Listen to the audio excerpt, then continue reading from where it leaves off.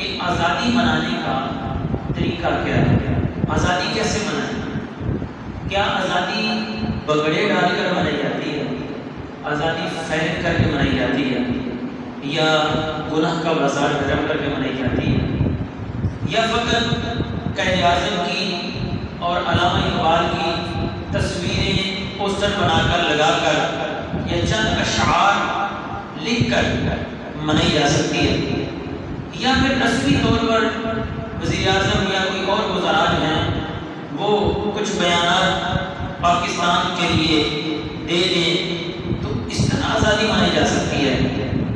کیا طریقہ کار ہے آزادی منانے کا؟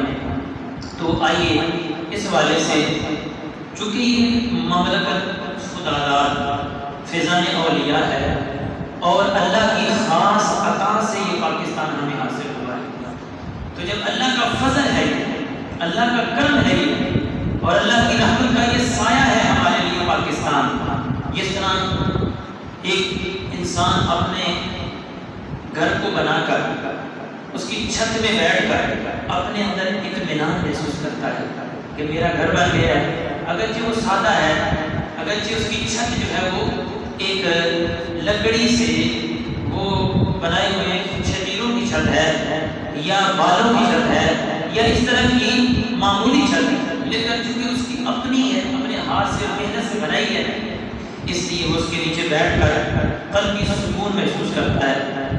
تو یوں ہی آپ سمجھ لیں کہ یہ مملکت پاکستان بھی ہمارے بزرگوں نے، علماء و مشائخ اہل سنت نے بڑی محنت، کوشش اور دن رات کی تگ و دو سے حاصل کر کے جو ہمارے لیے ایک سائبان بنایا ہے، ہم بھی الحمدللہ اس کے نیچے بیٹھ کر بڑا قلبی اطمینان اور سکون حاصل کرتے ہیں۔ اب ہمیں چاہیے کہ تحریک پاکستان کے بعد ذمہ داری تھی پاکستان کے ساکنین کے لیے تعمیر پاکستان کی، کہ وہ پاکستان کی تعمیر کے لیے اپنا کردار ادا کرے، تو اس کی آزادی جو ہے، آزادی کا دن آنا جو ہے، یہ ہمارے اندر ایک نئی تحریک اور نیا جذبہ پیدا کرتا ہے، اور وہ سارے واقعات اور وہ تحریک آزادی کے سارے اسباب ہمارے ذہنوں کے اندر ریپیٹ کرتا ہے یہ دن، کہ پاکستان کے بنانے کا مقصد کیا ہے۔ کیا پاکستان کے بنانے کا مقصد یہ تھا کہ یہاں پر پاکستان کو بنا کر دوبارہ انگریز کا قانون نافذ کر دیا جائے؟ انگریز کو تو ہمارے بزرگوں نے ہندوستان سے بھگایا، جو 100 سال حکومت کر کے ہمارے کلچر کو بدلنے کی پوری کوشش کرتے گیا ہے، یہاں سے ہماری ثقافت، ہماری مذہبی جو تہذیب ہیں ان کو ختم کرنے کی کوشش کرتے گیا ہے۔ تو کیا یہ تھا کہ دوبارہ وہی ریپیٹ کی جائے اور انہی چیزوں کو اپنا لیا جائے اور انگریزوں کی تہذیب و ثقافت جو ہے اس میں رائج بھی ہے؟ کیا یہ مقصد تھا؟ ہرگز یہ مقصد نہیں تھا۔ مقصد کیا تھا؟ آئیے قائد اعظم محمد علی جناح جو کہ بانی پاکستان ہیں اور اس دور کی تحریک پاکستان جو چلنے والی تھی اس کی قیادت کرنے والے قائد ہیں، ان کا نام تو محمد علی جناح تھا لیکن ان کا قائد اعظم لقب تھا، تو اسی لقب سے یہ مشہور ہو گئے قائد اعظم، یعنی سب سے بڑے قائد، اس وقت کی تحریک کی قیادت کرنے والے، جن کے ساتھ بڑے بڑے مشائخ ہیں، جن کے ساتھ بڑے بڑے علماء ہیں۔ ان علماء نے قائد اعظم کا ساتھ کیوں دیا؟ کیا سبب تھا کہ قائد اعظم کا ساتھ دیا؟ تو اس کی وجہ کیا تھی؟ یہ بھی سب بیان کرنے کی حاجت ہے۔ ہماری قوم کو یہ پتہ چلنا چاہیے اس دن کے آنے پر، 14 اگست جو کہ یوم آزادی ہے، اس دن کے آنے پر ہمیں پتہ چلنا چاہیے کہ کون سے ہمارے بزرگ تھے جنہوں نے قربانیاں دے کر پاکستان کو بنایا۔ ایک تو ان کا مقصد کیا تھا، دوسرا ان کی شناخت کیا ہے، تاکہ ہم ان کو یاد کریں اور وہ ہمارے کیسے ہیرو تھے اور کیسے ہمارے بہترین اسلاف تھے، ان کے اخلاص، ان کی الہیت اور ان کی وہ کون سی تگ اور محنت اور کوشش تھی، اور وہ قرآن کی اس آیت کا کیسے ان کا وہ فعل ترجمان تھا، وَأَلَّيْسَ لِلْإِنسَانِ إِلَّا مَا سَعَىٰ، کہ جس محنت کے ثمرے میں اللہ نے ان کو یہ پاکستان جیسی عظیم مملکت عطا فرمائی، جس کے بارے میں کوئی تصور کر سکتا تھا کہ اس قدر غیروں کی دشمنی تو تھی، غیروں کی طرف سے رکاوٹیں تو تھی، لیکن نام نہاد مسلمانوں کی طرف سے بھی بڑی رکاوٹیں تھیں کہ پاکستان نہ بنایا جائے۔ مذہبی حریے میں بہت سارے لوگ پاکستان کی مخالفت کر رہے تھے، تو اس کے باوجود پاکستان بن گیا۔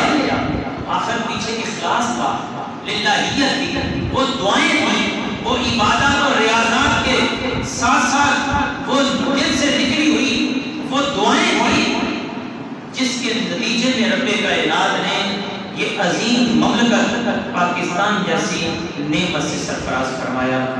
تو آئیے یہ ساری چیزیں دیکھنے کے لیے یہ آیت کریمہ جو میں نے پڑھی، قرآن پاک میں فرمایا فلا تہنوا ولا تحزنوا وانتم الاعلون ان کنتم مؤمنین۔ اللہ فرماتا ہے اے ایمان والو تم سستی نہ کرو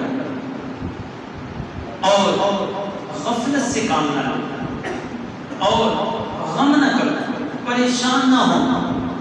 اگر تمہارے اندر ایمان ہے تو اللہ تمہیں ہی عزت اور بلندی عطا فرمائے گا۔ دوسری آیت میں فرمایا یا ایھا الذین آمنوا، اے ایمان والو ان تنصروا اللہ ینصرکم، اے ایمان والو اگر تم نے اللہ کی مدد کی تو اللہ تمہاری مدد فرمائے گا۔ اللہ کو تو مدد کی حاجت نہیں ہے، اللہ تو مستغنی ہے، وہ بے نیاز ذات ہے، اس کو کسی کی مدد کی ضرورت نہیں ہے۔ مطلب تم نے اللہ کے دین کی مدد کی تو اللہ تمہاری مدد فرمائے گا۔ اگر تم اخلاص کے ساتھ اللہ کی رضا پانے کے لیے اور اللہ کی خوشنودی پانے کے لیے اگر تم اللہ کے راستے میں نکلے تو پھر اللہ تمہاری مدد بھی فرمائے گا، وَيُثَبِّتْ أَقْدَامَكُمْ، اور تمہارے پاؤں میں استقلال اور مضبوطی بھی عطا فرمائے گا۔ پھر تم ڈرو گے نہیں، تمہارے پاؤں میں تزلزل نہیں آئے گا، گھبراؤ گے نہیں، پھر تمہارا ایک بندہ کافروں کے 10 ہوں گے تو ان کے مقابلے میں کافی نہ ہوگا۔ یہ اللہ کے فضل سے ہماری تاریخ اسلام ہے، تو قرآن نے اس کی ترجمانی کی ہے۔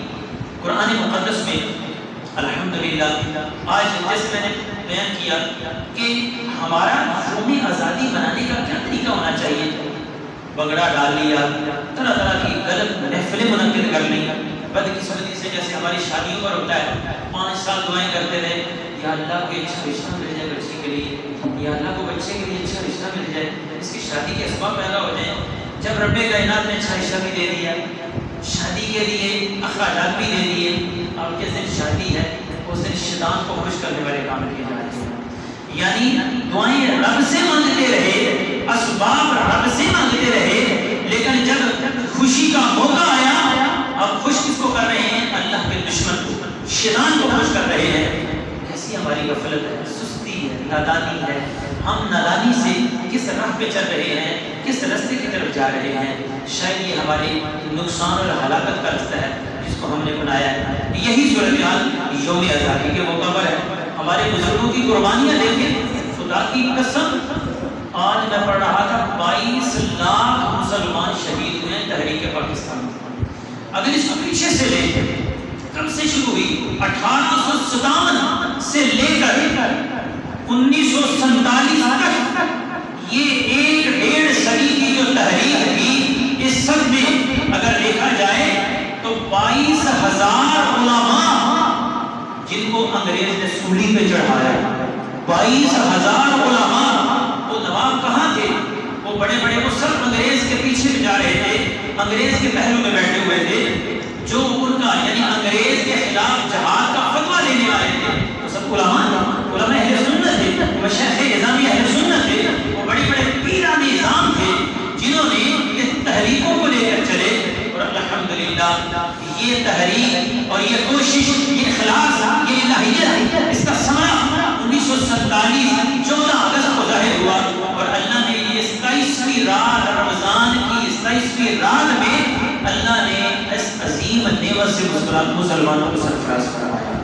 تو یہ اللہ کا فضل ہے، اس اللہ کے فضل ملنے پر ہمیں اللہ کا شکر ادا کرنا چاہیے۔ اور اس کے کون سے طریقے ہیں؟ آئیے میں سب سے پہلا جو طریقہ ہمارے بزرگوں نے ہمیں بتایا وہ یہ تھا کہ اس آزادی کے منانے کا کہ نئی نسل کو اپنی تاریخ بتائیں کہ ہماری تاریخ کیا ہے، اس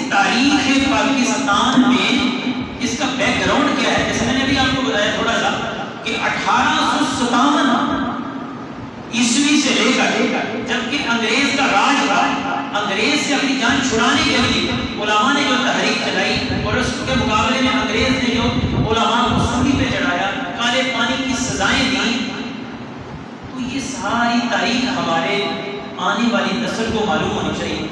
آپ بتائیے کیا یہ ساری چیزیں، ہماری ساری تاریخ ہمارے اسکول کی کتابوں میں ملتی ہے؟ اگر نہیں ملتی تو افسوس کے ساتھ ہم اپنی تاریخ بھول چکے ہیں۔ پھر تحریکیں کہاں سے پیدا ہوگی، جذبہ کہاں سے پیدا ہوگا؟ یہ چیز اس کا بڑا فقدان ہے۔